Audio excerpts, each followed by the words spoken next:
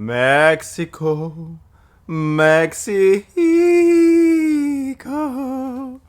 Yo les amis, j'espère que vous allez bien, j'espère que vous êtes motivés, j'espère que vous êtes en forme. Aujourd'hui, je voulais vous parler du Mexique, dans lequel j'ai passé 2 semaines. J'ai été au Mexique pour donner un stage au Mamoudi Gym Mérida, donc la succursale. Il y a deux Mamoudi Gym au Mexique, il y a un à Mexico, un à Mérida. J'étais censé donner un stage dans les deux. Malheureusement, j'ai eu des problèmes avec Air France à l'embarquement. Donc j'ai raté le premier avion. Je me suis retrouvé à devoir annuler celui de Mexico et à ne faire que celui de Mérida. Donc je suis arrivé directement à Cancun, Playa del Carmen, Riviera Maya pour être précis, tout ce coin super touristique dans lequel j'ai passé quelques jours. Je dois vous avouer que c'est assez fabuleux, c'était la première fois que j'y étais.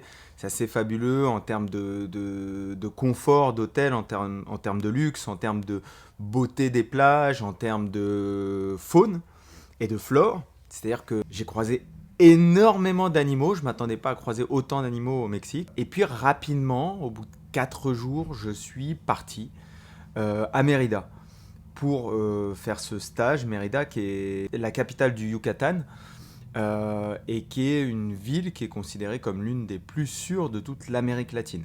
Une ville très familiale, très sympa, très historique, avec des couleurs à la cubaine. J'espère pouvoir vous montrer quelques photos. Euh, Vraiment une belle ville. Et donc là-bas, j'ai donné un stage sur l'adaptation du Muay Thai, puisque c'était un club de Muay Thai au MMA. Donc on a parlé gestion de la distance, d'attaque qu'on pouvait faire, on a parlé déplacement, footwork, et puis surtout on a mis tout ça en application, parce que le but c'est pas de parler de tout ça, mais surtout de le mettre en application. For him, even if it's way better, because every time he wants to hit me, every time. So he has to, hit, hit, hit, hit. He has to be very cautious.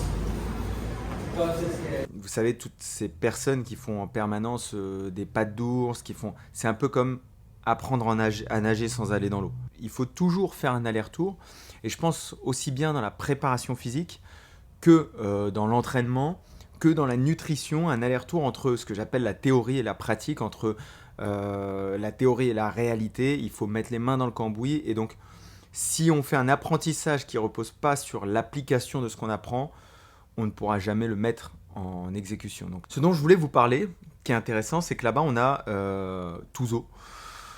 Touzo qui vient de battre le numéro 2 ou 3 français de la catégorie, qui s'entraîne au Mexique, qui s'entraîne sans vrai sparring partner, sans combattant pro en tant que sparring partner. On entend souvent les combattants français, les sportifs français se plaindre de leurs conditions de sportifs. On va parler de Touzo.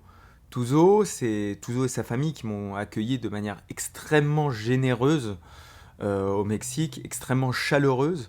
Et d'ailleurs, la plupart, j'étais vraiment surpris et ému par l'accueil des Mexicains, qui est vraiment un peuple qui est extrêmement agréable. Cette famille vit dans le gym dans lequel ils exercent.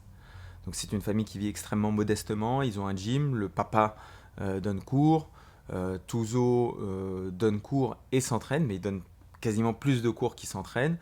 La maman donne cours et la fille donne cours. Et le cousin aide dans tout ça. Et ils vivent tous au sein du gym.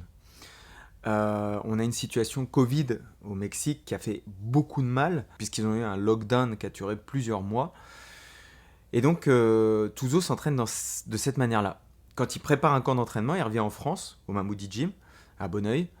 Et pendant un mois, il s'entraîne et il prépare son combat à l'aide des Mamoudis. Donc cette fois-ci avec des entraîneurs et surtout des combattants professionnels qui lui permettent aussi de se tester en termes de sparring. Avec ces conditions-là, Touzo, il a réussi à battre le numéro 2 ou 3 français.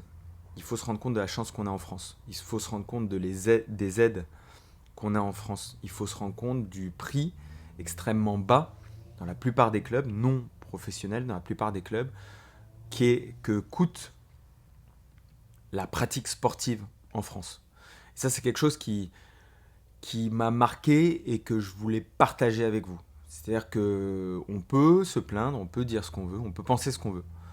Mais on a des boxeurs qui, à l'autre bout du monde, s'entraînent avec extrêmement peu de moyens et qui arrivent à performer à très haut niveau.